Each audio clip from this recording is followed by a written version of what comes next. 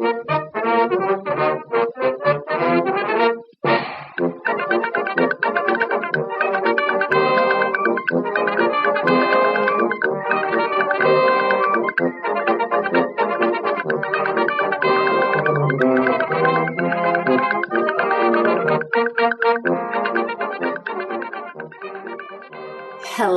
everyone. Hello, and welcome to Silver City Community Theater Radio Hour.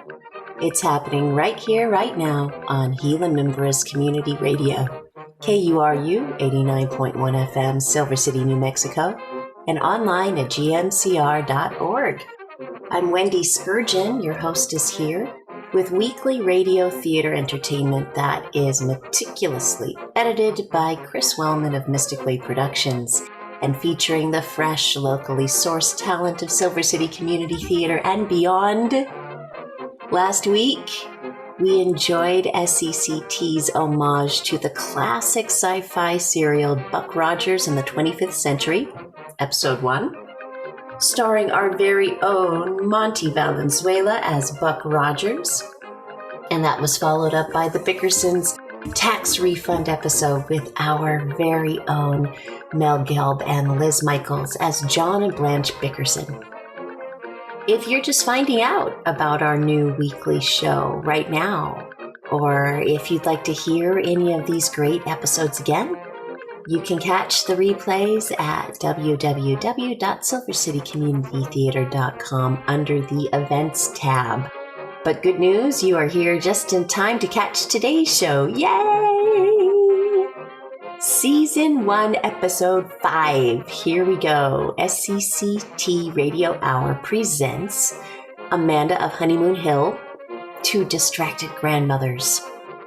A new 5-minute mystery, Death Calls at Dinner, and Little Orphan Annie, Annie's Surprise Party.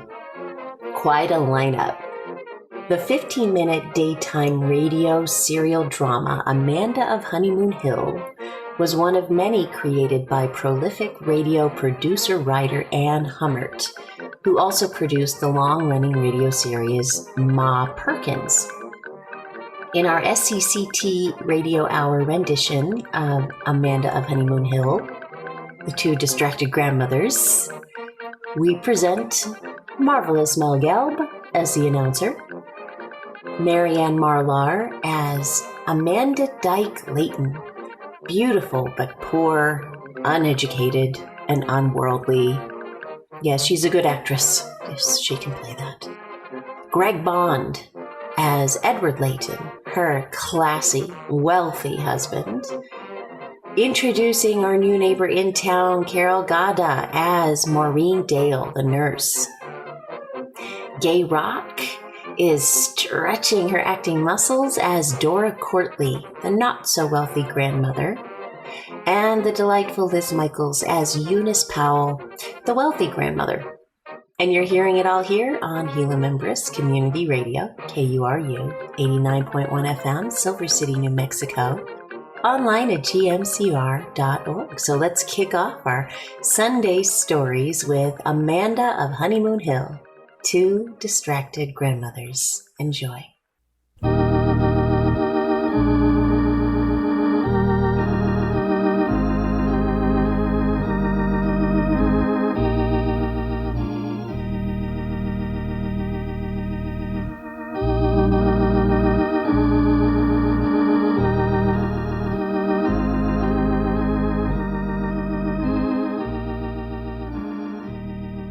This is the story of a young man who married a girl who has nothing in life except her own beauty.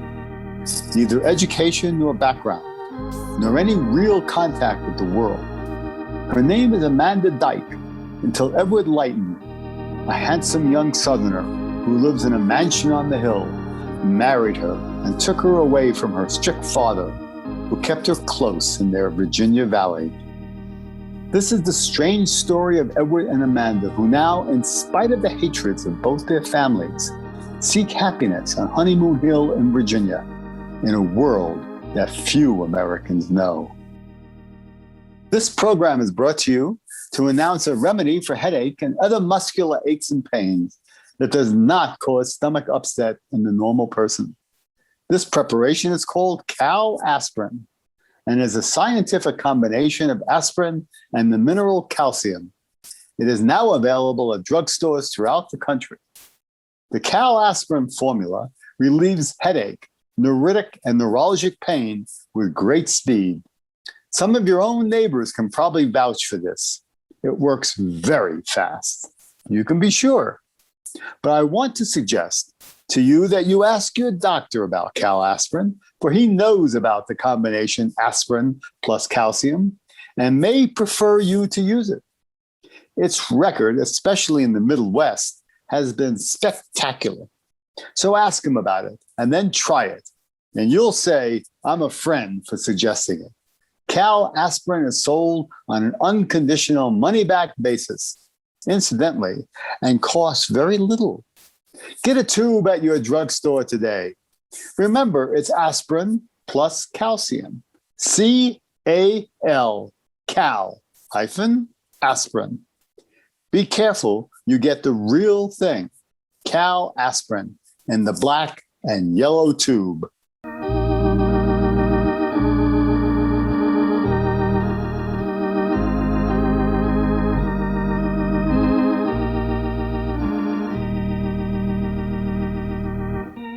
And now for our drama, Amanda of Honeymoon Hill. When Amanda brought the Courtley baby home from the hospital, she didn't foresee that Eunice Powell, Olive's mother, would arrive at Honeymoon House with the statement that she would take the child to live with her.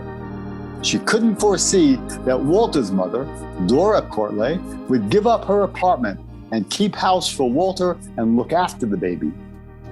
And no one dreamed that Olive's family would feel so bitterly toward Walter. The last 20 minutes have been frantic ones. Maureen Dale, the pretty nurse whom Edward engaged for the baby, has been told by Mrs. Powell to pack the baby's things right now. Amanda and Edward are in the studio.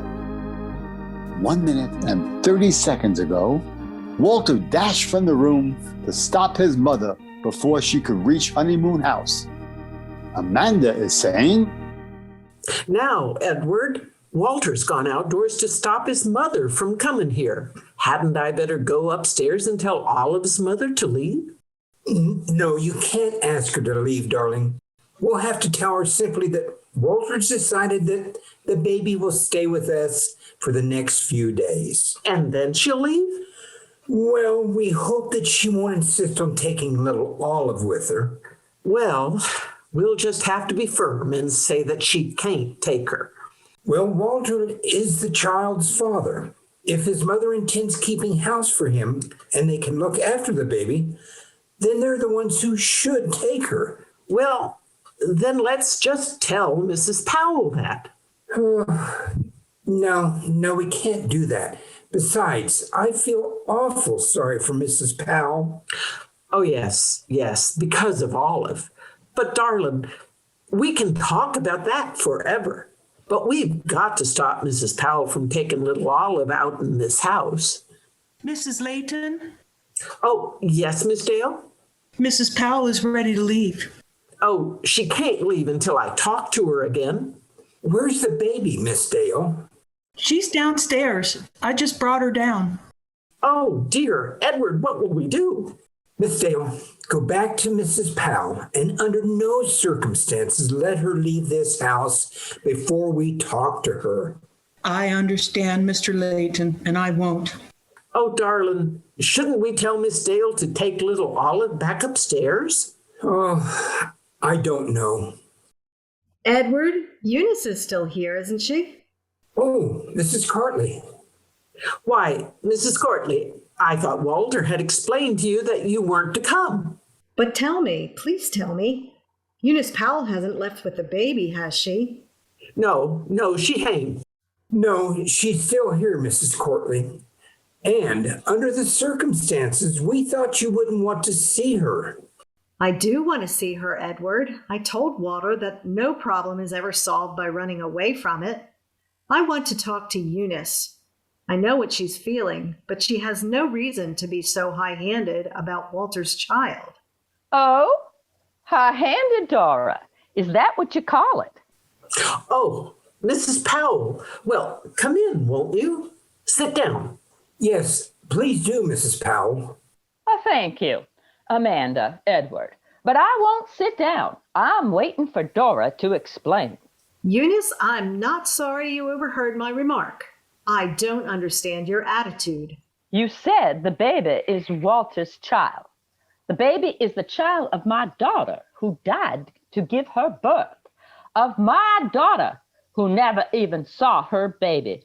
Oh, believe me, Eunice, I regret Olive's death deeply. I loved her. She was Walter's wife. I've tried to tell you before how I feel about it. Yes, Dora, so you have. But there's nothing you can say. Well, now, truly, Mrs. Powell, and Mrs. Courtly, too, all the weeping and all the sorrow on earth can't bring Olive back. And we all loved her. And the one thing each of us can be certain of is that she'd want our main concern to be her baby. And my main concern is her baby, Amanda. And so is mine, Amanda. But Walter's my son, and he wants his child with him. Olive was my daughter, and her baby should be with me. Oh, look, this isn't my affair, of course, and I've no right to express an opinion. But wouldn't it be better for us to sit down and talk quietly? I'm certain that neither of you, Mrs. Powell nor Mrs. Courtly, want to make an issue of it. Above everything on earth, I don't want to make an issue of it. Eunice and I have been friends all our lives. I'm horribly grieved that she should speak to me as she has. Oh, now, Mrs. Courtly. To even imply that I'm not heartbroken over Olive. I didn't imply that, Dora. I'm sure that you loved Olive, but it's absurd for anyone to think that you feel as I do, and I can't help blaming Walter. I'm sorry, but I can't help it. You're unjust to Walter. He adored her. He simply adored her. He took her on a vacation trip to Canada. He let her travel continually, and just before she went to the hospital, he allowed her to go on a picnic where she stumbled and fell. Oh, please, both of you, stop. But how can Eunice say such things? It wasn't Walter's fault. Olive insisted on going to Canada and on the picnic. He's been wretched, poor boy. He blames himself. Mrs. Powell, Walter blamed himself so much that he couldn't bring himself to even look at little Olive for weeks after she was born. Exactly. Walter knows that he failed to look after Olive, and he has no right to the child. He has a right. She's his child. Now, wait. None of us want things to be like this. We're all upset. Let's talk about it calmly. Mrs. Powell, even I might just say so, you have your husband and Mrs. Courtly here's alone. Pshaw. She's aiming to give up her apartment and keep house for Walter. Yes, that's what I'm planning to do, and I'm going to do it. It's unfair of you, Eunice, to refuse to understand Walter's position. Olive's father and I have discussed the matter thoroughly, and we both feel that little Olive's place is with us. Don't like to mention money, Dora, but you know we're able to give her many more advantages than you and Walter are. And what do you call advantages? Servants, nurses, later on, schools. And let me tell you, Eunice Powell, your people have always had more money than mine. But I attended the same schools that you did. Our friends are the same. And as far as social position here in Abbeville goes, well, Oh, please. You'll both regret saying these things later. And as for bringing up a child, all that really matters is the proper care and love, and keeping it to grow up into a rightly fine human being with courage to face the world and to take whatever comes.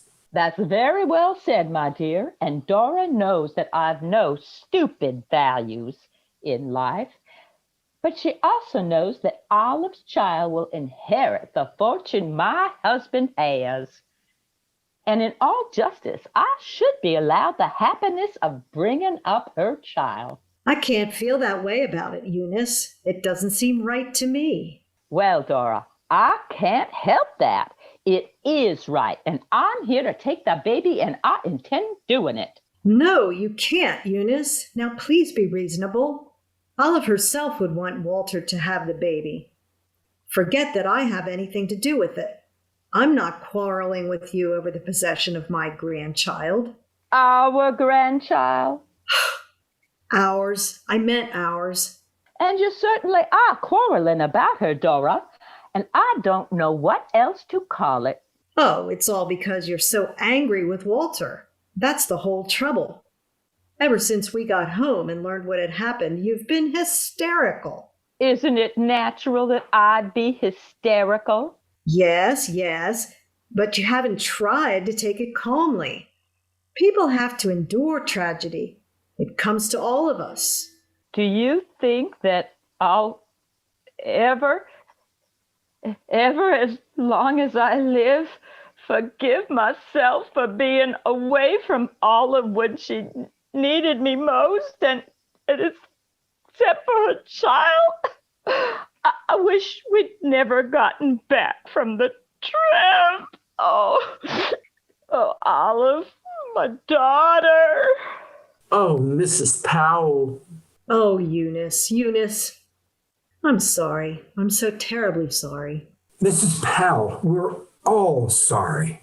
Of course, Edward, I know. Oh, forgive me. I'd do anything on earth for you, Eunice, except agree that it's right for you to take little Olive. I can't agree to that. I have to think of Walter. Well, I'll have a talk with Walter when I can bring myself to it. I'll explain why I took her home with me. I know he'll agree.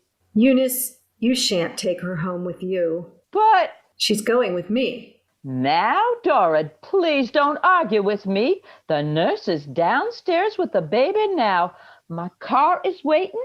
She is going home with me. No, she isn't. I mean it. Mrs. Cartley and Mrs. Powell, since you can't agree, it might be better just to quit trying for the time being. Walter made a suggestion, which I think is the only solution at present. Oh, I'll get it. Hello? Oh, yes, Walter. I'm awfully glad you called. Yes, they're both here. I was just getting ready to suggest. Oh, yes. I was just about to suggest it. Oh, I don't mind that part of it. Yes, right you are. Goodbye. That was Walter. He wants the baby to stay with Amanda and me for the time being. Oh, he does? Yes, he telephoned just in the nick of time. I was just about to suggest that. Well, now, won't that be the best plan, Miss Powell? Well, I'm willing for her to stay here until we settle it.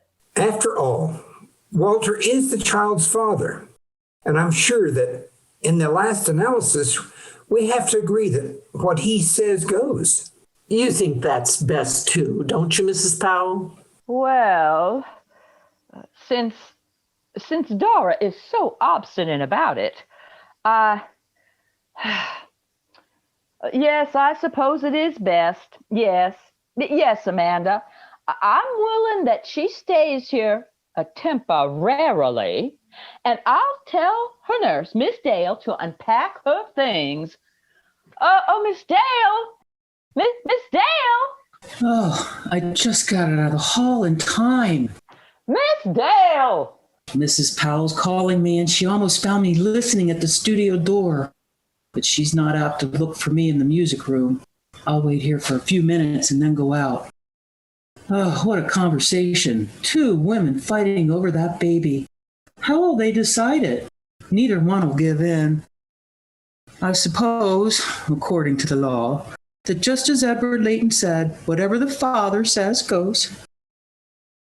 I have an idea. I have a wonderful idea. I might be able to settle that baby question. but it depends first on myself, next on Mr. Courtley and his cooperation.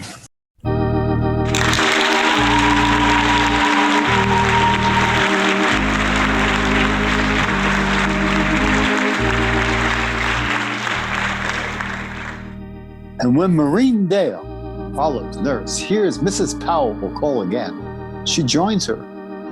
What is her plan which will need Walter's cooperation? And what decision can Mrs. Powell and Mrs. Courtley, each so determined to have the baby, come to? Don't miss the next exciting chapter as Amanda, thinking only of baby Olive, tries to help the two distracted grandmothers. I have important news for everyone looking for a really fast way to relieve headache and pains of neuralgia and neuritis. You simply try the modern way to relief, the way many doctors now advise. That is, aspirin combined with calcium. Until recent years, no calcium aspirin combination was available to the general public. But now you can get it at your own drugstore under the name Cal Aspirin, the only tablets we know of combining aspirin with calcium that you can buy. When you take Cal Aspirin, here's what you can expect. First, you'll be delighted at the speed of its action, the promptness of the relief. And you will note also that Cal Aspirin does not cause stomach upset in the normal person. It agrees with you. So in your own interest, try it. We believe once you take Cal Aspirin, you too will discard all other ways to relieve headache, neuritic, and muscular pains. Always keep it on hand for regular use and for emergencies. And try it on the money-back basis that unless you find Cal Aspirin entirely desirable for this purpose, you can mail the empty carton to us and get your money back. Be sure to ask for real Cal, C-A-L-aspirin, now at any drugstore. Remember, it's aspirin plus calcium, Cal, C-A-L-aspirin, packed in convenient, unbreakable black and yellow tubes of 12, 36, and 100 tablets.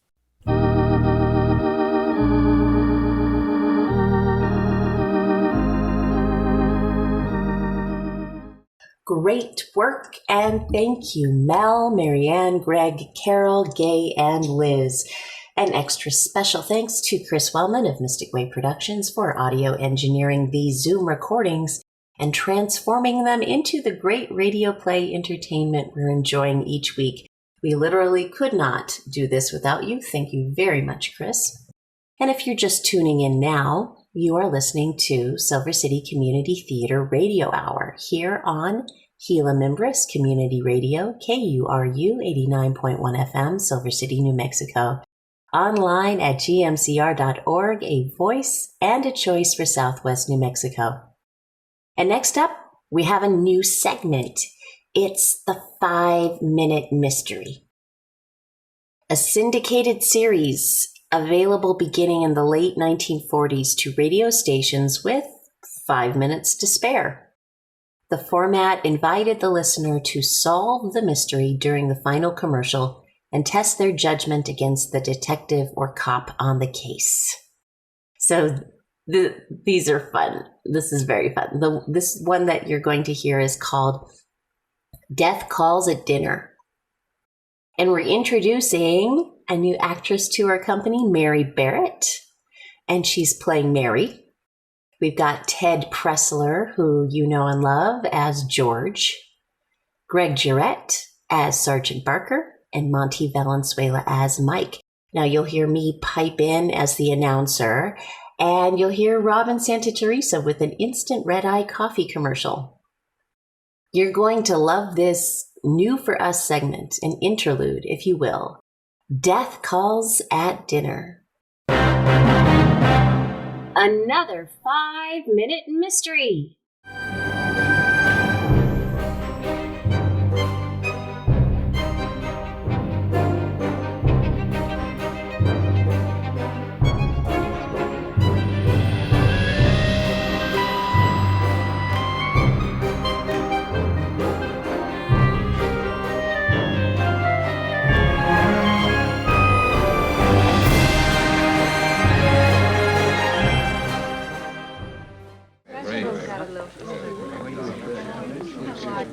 An anniversary party is going on at the Brown household around the corner. One of the guests, George Taylor, pauses while eating his dessert, saying, Best lemon pie I've ever tasted, Mary. Oh, really? Oh, I wish my wife could do as well. Hey, it doesn't look as if Sam is appreciating it much, though. Goodness, dear. Is my cooking that bad? Sam, your head is practically in your plate. I guess he's fallen asleep, everyone. I'm so sorry. That's all right. Sam, sit up. Sam, it's dreadful. I'd better shake him. Sam. Great guns. He's dead.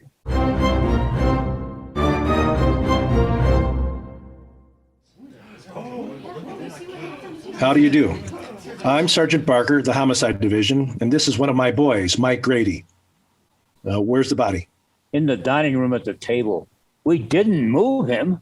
You might as well be comfortable, everybody. This will take just a little while. Dead all right. Peaceful, too. Who's Mrs. Sam Brown? I am. You mind telling me what happened? I guess not. I'm so shocked. I don't know where to begin or what to tell you. Well, you might as well begin by telling me what you served for dinner. Well, we had soup first. Soup? What kind? Mushroom, and then roast chicken, green peas, mashed potatoes, and I served him coffee. But I don't see how this could mean anything. Just routine, Mrs. Brown. Did Mr. Brown eat everything? Yes, he did. He seemed to fall asleep over his coffee. Mm-hmm. And when I tried to wake him, I found he's had a heart attack. Yeah. That will be all for a few minutes, Mrs. Brown. We want to take a look around. Notice anything about this table, Mike? Nah, Chief, I can't say I do. Neither do I. Let's look in the kitchen.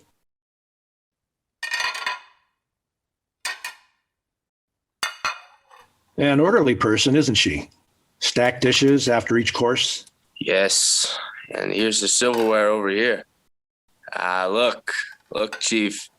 One of these soup spoons has turned black. Black? Let me see it. The only spoon that's tarnished, too. Well, I was beginning to think it was a heart attack or a perfect murder, but this silver soup spoon is evidence enough. Mrs. Brown? Yes, Sergeant Barker? I'm sorry to interrupt your little party, Mrs. Brown, but I'm sure your guests won't mind. I don't understand. You will, Mrs. Brown, you will.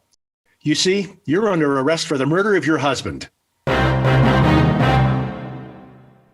Do you know why Sergeant Barker accused Mrs. Brown of murder? In a moment, we'll hear the solution, but first, a word from our sponsor. Did you know that there's now an instant coffee with Roaster Fresh pure coffee flavor? It's Instant Red Eye Coffee. The instant coffee with a famous flavor. Wonderful, good to the last drop flavor combined with the convenience and thrift of coffee made instantly in the cup. Unlike most coffees, it's all pure, rich coffee. Nothing added. Tomorrow, try the instant coffee with the famous flavor. Instant Red Eye Coffee. Instantly good to the last drop.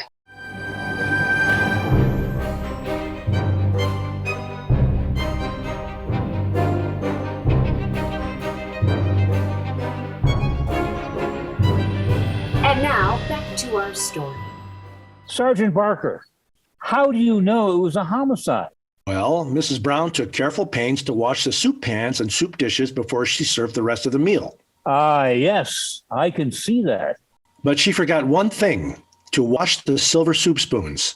What she didn't realize was that an hour later, by the end of dinner, the spoon her husband had used to eat his toadstool soup would give her away.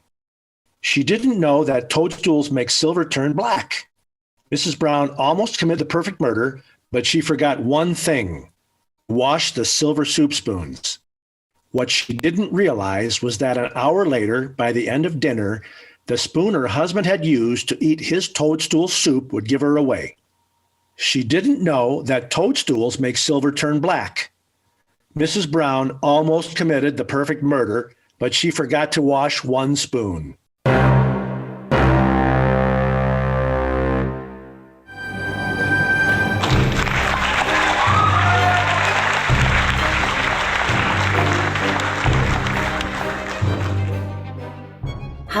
fun was that? Well, that little play was Mary Barrett's audition for SCCT Radio Hour, and it was so fun to record. And you'll be hearing more from Mary in shows coming up next month, so stay tuned to SCCT Radio Hour, Sundays at 4 on Gila Membres Community Radio, KURU 89.1 FM, right here in Silver City, New Mexico, and online at gmcr.org. Oh, and the coffee commercial was part of Robin's audition. And Robin Santa Teresa, whom you may have seen performing at Virus Theater. She's been a regular there. She's also done a lot of things with SCCT. Robin will be a featured artist in June when she plays Eve Curie, daughter of Marie and Pierre Curie, as a guest of Betty Crocker magazine on the air. Lots to look forward to in June. And by the way, we would love to feature your voice on SCCT Radio Hour. The more, the merrier. Auditions are super fun. They're low stress. They're very easy. There's no need to memorize anything or to be on camera. You just zoom in your voice. We are currently holding auditions every Saturday from 10 a.m. to noon through to the end of June. And for audition information and a registration link, go to thewayoftruth.live/radio. thewayoftruth.live/radio. Or if Sunday mornings are no good for you, maybe you do the Saturday market, send me an email at breakthroughshadow@gmail.com. That's all one word, spelled the correct way. breakthroughshadow@gmail.com with radio auditions in the subject line, and we'll schedule an audition appointment that works for you. We'd love to hear your voice and welcome your creativity in this exciting project. Silver City Community Theater is a 501c3 nonprofit organization. Donations are made tax deductible, and they are super duper welcome at www.silvercitycommunitytheater.com. We are a community theater. SCCT is committed to promoting community theater opportunities for residents of Southwest New Mexico in all aspects of theater: stage work, publicity, acting, and costuming. Our objective is to enrich, educate, and entertain with a vibrant range of live theater experiences year-round. And we are optimistic that as more people are receiving their vaccinations, we'll be able to open up and offer live theater performances, workshops, and casting opportunities for our community. And now for our final show in the hour, it's Little Orphan Annie, Annie's Surprise Party. And this time we introduce Doug Abbott as the announcer. Now, many of you know Doug or will recognize his voice. He was often found as a leading character in many SCCT staged productions. He's a great actor with a great presence. He and his wife moved to Las Cruces before the pandemic hit, and now he's zooming his way back into our hearts via SCCT Radio Hour.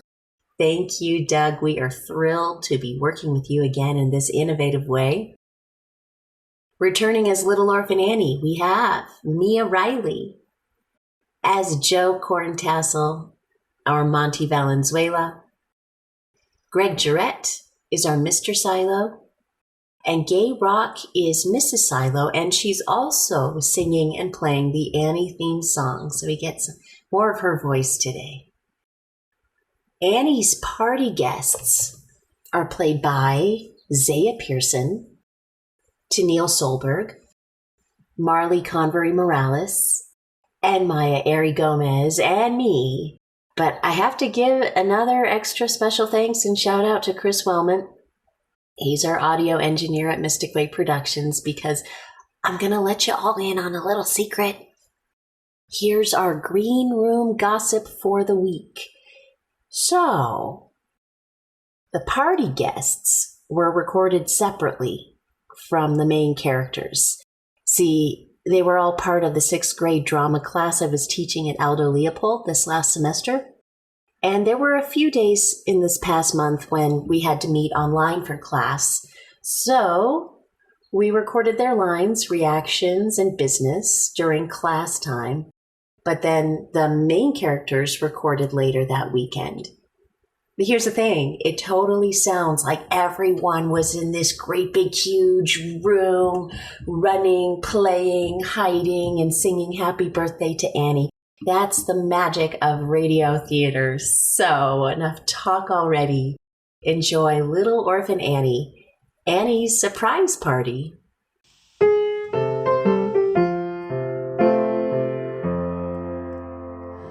Who's that little chatterbox? The one with pretty auburn locks. Who do you see? It's little Orphan Annie. She and Sandy make a pair. They never seem to have a care. Cute little she, this little Orphan Annie. Bright eyes, cheeks a rosy glow. There's a store of healthiness handy. Night sighs, always on the go. And if you wanna know, says Sandy, always wears a sunny smile. Now wouldn't it be worth a while if we could be like little Orphan Annie?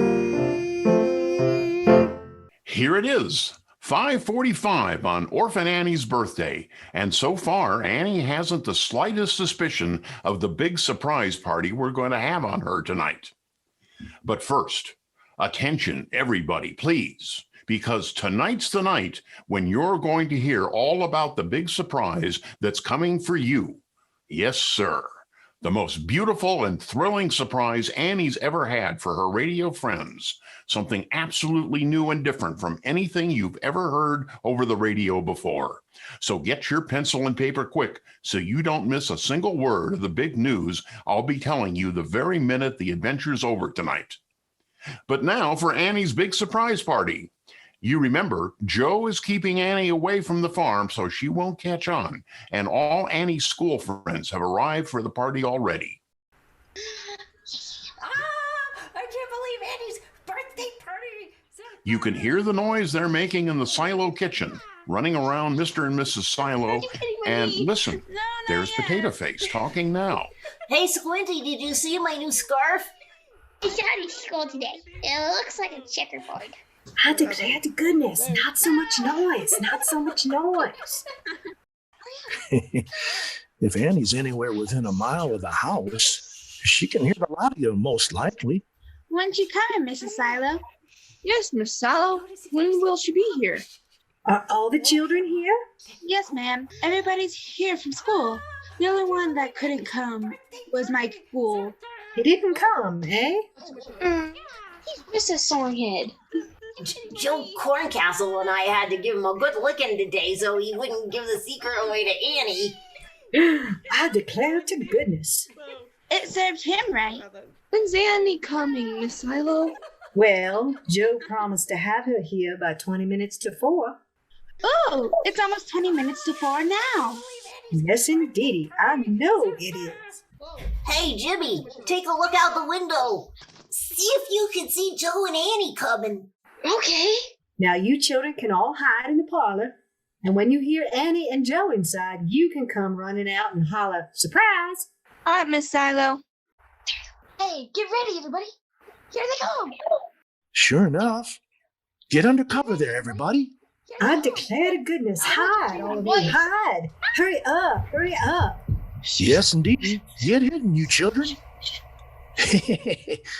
Looks like we're all ready now, Ma. Paul, that tablecloth, pull it straight. All the presents are hidden there. She'll see them when she comes in. Sure, Ma, sure. Quick, we don't want her to suspect anything. Oh my goodness, whose hat is over there on the windowsill? Throw that in the bedroom, Paul.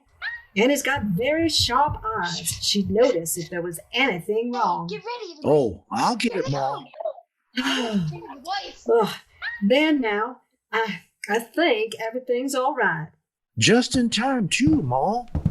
There are the young'uns coming now. Sure enough. Oh, gosh, Annie, I'm sorry I couldn't find it. Oh, I'll bet there was never a beaver there. Honest, there was. Annie, Peter and Paul told me. They said they saw him starting to build his house. We just didn't look in the right place, that's all. What's the matter there, you young'uns? I was going to show Annie a place where a beaver's building his house, but when we went over there, we couldn't find it. Mrs. Silo? What's the matter, Annie? Leaping lizards. What's the matter with you? Me? Why, there's nothing wrong with me. What was that? Surprise! Annie! Surprise! Leaping lizards. Golly, jumping grasshoppers. Happy birthday! Happy birthday! Now, children, all together. Happy birthday to you. Happy birthday to you. Happy birthday, dear Annie. Happy birthday to you. There was no beaver. Happy birthday, Annie. Leaping lizards. I don't know what to say. Hey, how about pounding her on the back? Oh yeah, a pound for every year. We're gonna spank you, Annie. No, you can't all pound on me. You'll break my back. Nothing doing. Reach under the table there, Paul, and get out the presents. Presents. Yeah. Annie opened the pink one first. That one's from me. Jumping grasshoppers. Are there presents too? Of course there are. This is a regular party.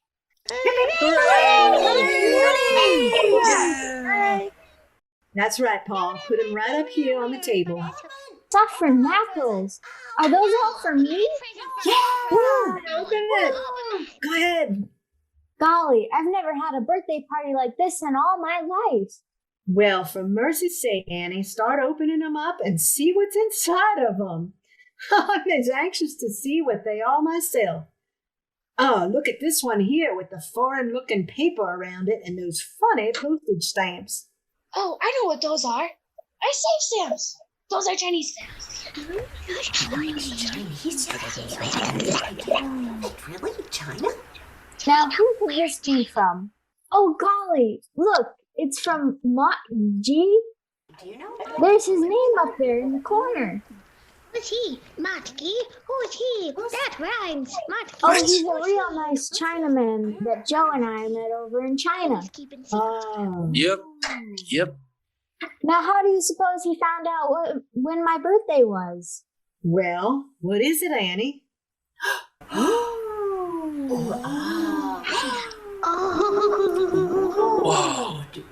Oh my goodness, it's a beautiful silk kimono. That's beautiful, Annie.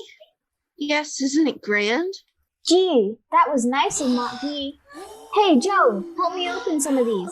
It'll take me all day to open them all. Sure. Annie, look here. Here's one from Mr. Montague. Well, open it up and see what that is. Oh, gosh. Annie, here's one I bet you'll want to open it yourself. What is it? Here, it's just a little package. Who's it from, Annie? Yeah, who's it from, Annie? It's from Daddy Warbucks.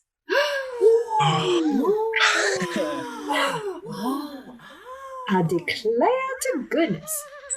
Look at the stamps on it. It's from some foreign place, too.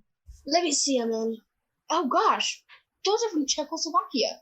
Czechoslovakia? Where's that? That's a country in the middle of Europe. Open it up and see what it is, Annie. See what Mr. Warbucks sent you. I am, Mrs. Silo. Oh, here's a box. Oh, it must be inside there. No, there's more paper in here. Oh, golly, there's a little box inside all this paper. I can feel it. Well, get it open, Annie. See what it is. Here it is, Mrs. Silo. I declare, a little box like that? Why, it looks to me like jewelry. See what's in it, Annie. Leaping lizards.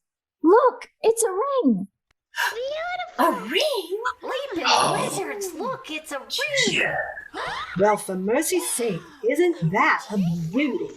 Come here and look at it, Paul. Take it out and put it on. It's got a beautiful big stone in it, too. Gee, that's a grand ring. How does that look? Just look at the way that the stone shines and sparkles. Oh, that's beautiful. Here, look. Look, Annie. Why, there's printing on the ring right next to the stone here. I thought so. See what it says here? It's got October on one side of it and the word hope on the other side. Hope's the birthday sentiment for October. Let me see, Paul. And that rose-colored stone in there must be your birthstone, Annie. Sure, that's what it is.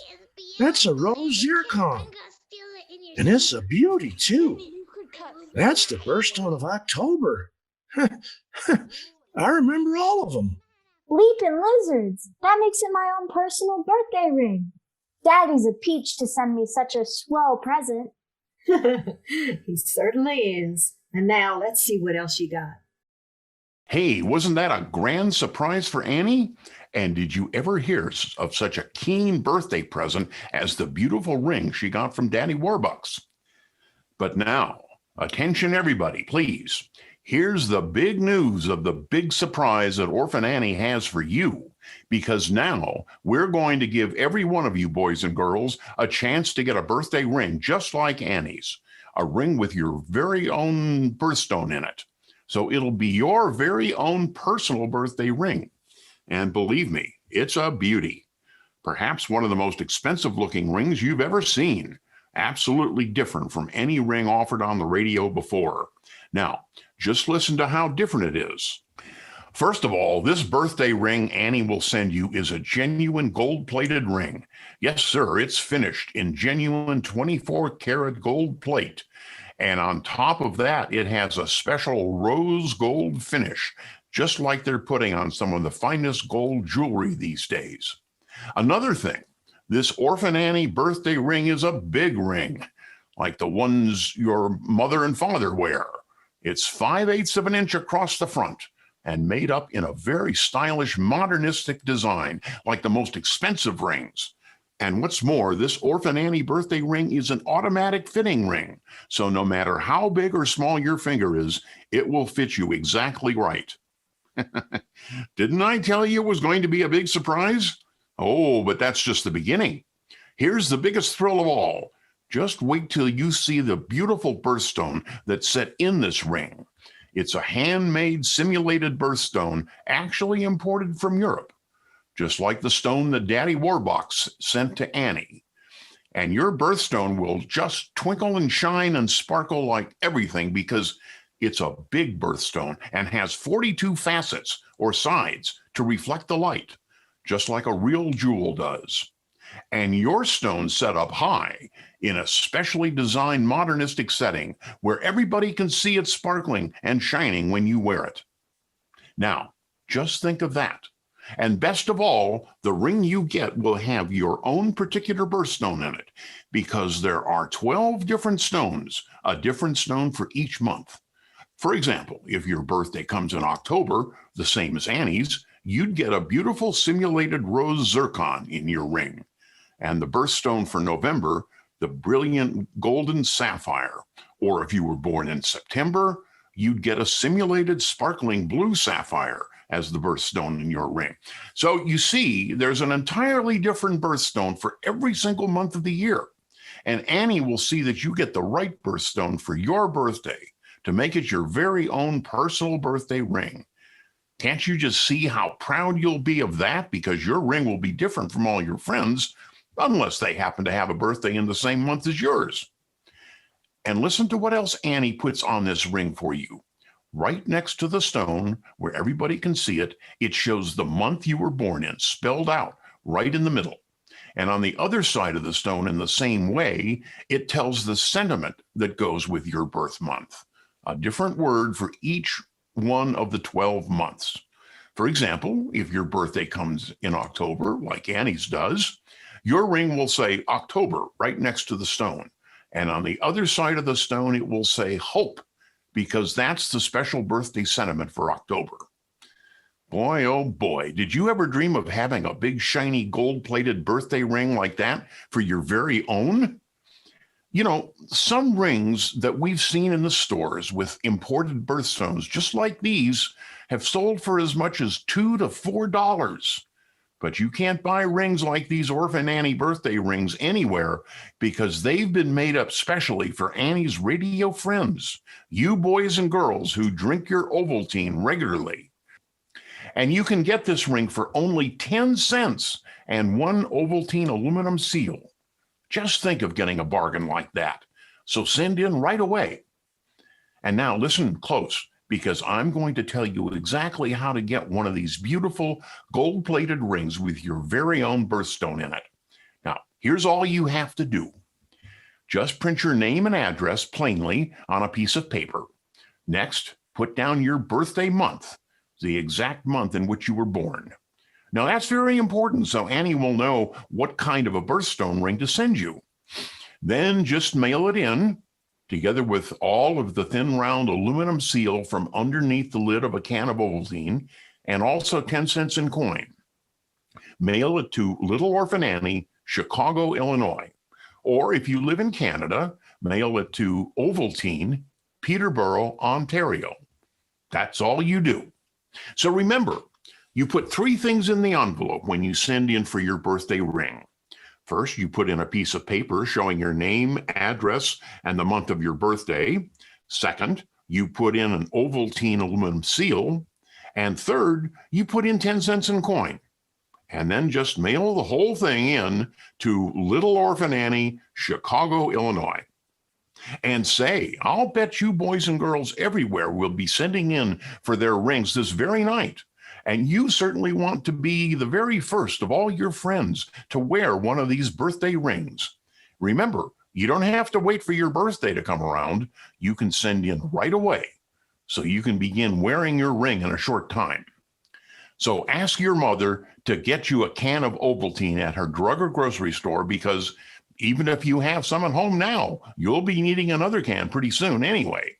And then, as soon as you get it, just take out all of that thin, round aluminum seal, put it in an envelope, together with 10 cents in coin and a piece of paper printed plainly with your name and address, showing also the exact month in which you were born. Then mail the whole thing in to Little Orphan Annie, Chicago, Illinois. Or, if you live in Canada, mail it to Ovaltine, Peterborough, Ontario. And then Annie will send you your genuine gold-plated birthday ring with your own beautiful imported simulated birthstone in it, just as fast as she can. So get busy right now, and don't forget, be here right on time Monday at 5:45 to hear the exciting things that will be happening to Annie next. We'll see you Monday at 5:45 then. Goodbye.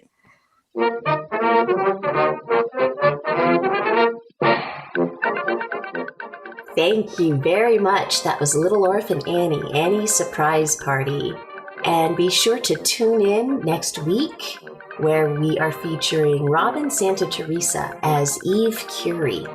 First as a guest on Betty Crocker Magazine on the Air, which was kind of a cooking/talk show, where Eve is promoting her new biography of her mother, Marie Curie.